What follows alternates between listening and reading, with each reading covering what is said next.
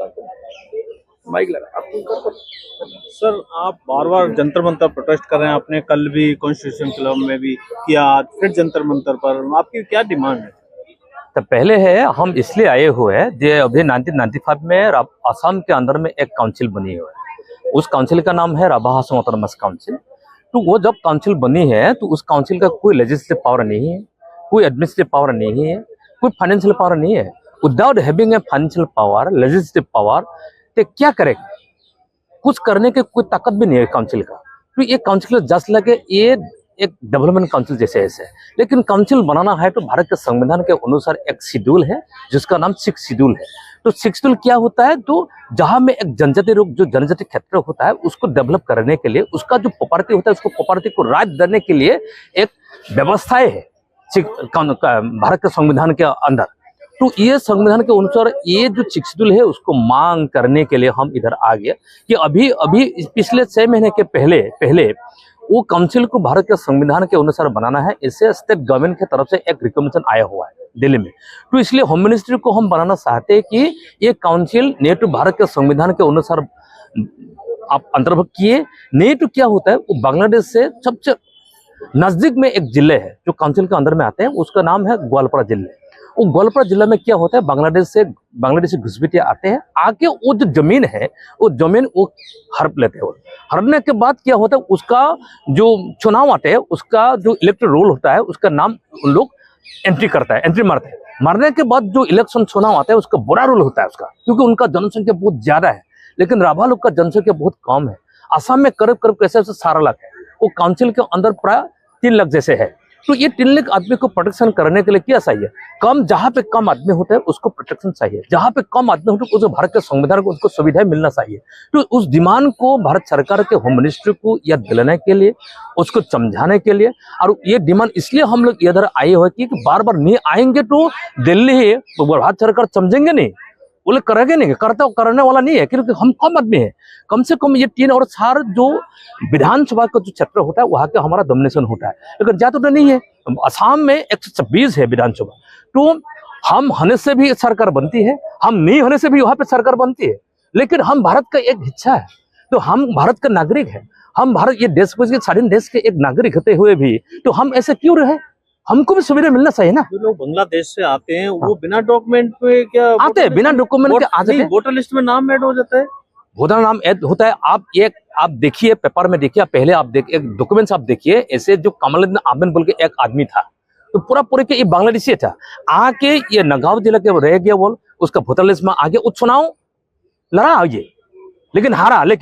लेकिन ये भारत के, हम नहीं बोल रहे, ये भारत के सुप्रीम कोर्ट ये डायरेक्शन दिया हुआ है कि असम में इलीगल इन्फ्लक्स फ्रॉम बांग्लादेश आए हुए हैं, तो उसको स्टॉप करने के लिए जो डेमोग्राफिक चेंज हो रहा है उसको डेमोग्राफिक को अच्छा तरीके से रखने के लिए, अच्छा से भारतवर्ष में एक हिस्सा बनाने के लिए भारत के संविधान को देखना है, भारत सरकार देखना है।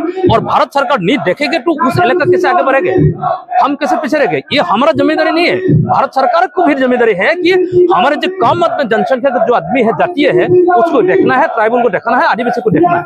नहीं तो हम खत्म हो जाएंगे, इस इलाका खत्म हो जाएगा, उस इलाका खत्म हो जाएगा, भारत कैसे ये एक शक्तिशाली राष्ट्र बनते रहेगा। सरकार क्यों नहीं कर रही, क्या दिक्कत आ रही है सर? ना सुना इसलिए ये है, तो भारत सरकार को जो पॉलिटिकल विल होता है ना, पॉलिटिकल विल होना चाहिए। Without having a political will nobody can do anything. So I request the honorable prime minister and home minister that they should have a political will for inclusion the Rabha Autonomous Council into the 6th of the Indian Constitution. Otherwise will be हम बर्बाद हो जाएंगे। हम बर्बाद हो जाएंगे ना, मतलब एक आदिवासी क्षेत्र में बर्बाद हो जाएंगे तो क्या होगा?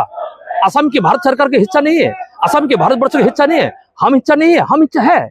तो हमको देखभाल करने के लिए ये दिल्ली में सरकार है, उस सरकार को जानना जरूरी है, उस सरकार को देखना जरूरी है, उस सरकार को इधर आना जरूरी है, क्योंकि हम जिस तरीके जी रहे हैं उस तरीके हम जीना नहीं चाहते।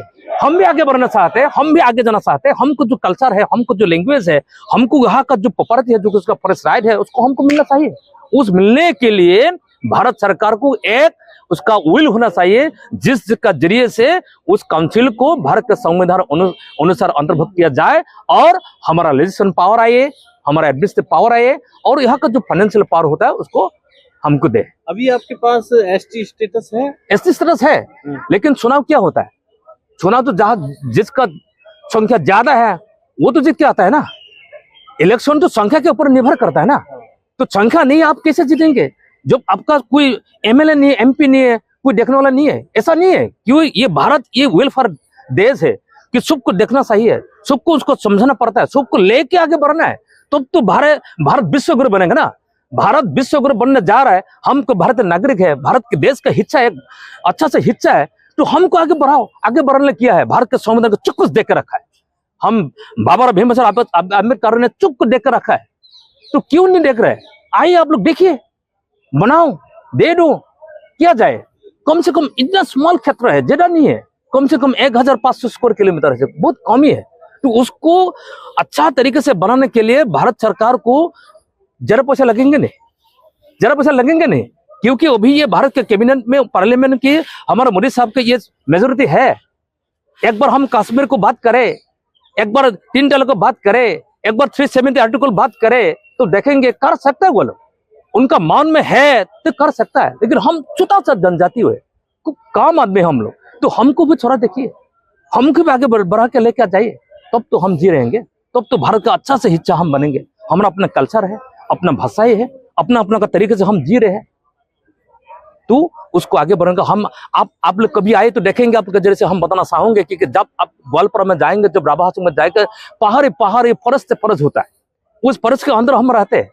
लेकिन हमारा जनजीवन क्या है, हम अच्छा से पानी भी हमको नहीं मिलता है, हमारा सड़क नहीं है, हमारा भल स्कूल नहीं है, तो हम ऐसे रहेंगे। आज 75 साल हो रहा है, हम 100 वर्ष को मनाने के लिए हम जा रहे हैं, तो 100 वर्ष होने वाला इस टाइम पे भी हम ऐसे जी रहे। क्यों? ये संविधान हमारा नहीं है, ये सरकार हमारा नहीं है, उस सरकार हमारा है, ये संविधान हमारा भी है। उस संविधान के जितना सुविधा देकर रखा है हमको मिलना चाहिए।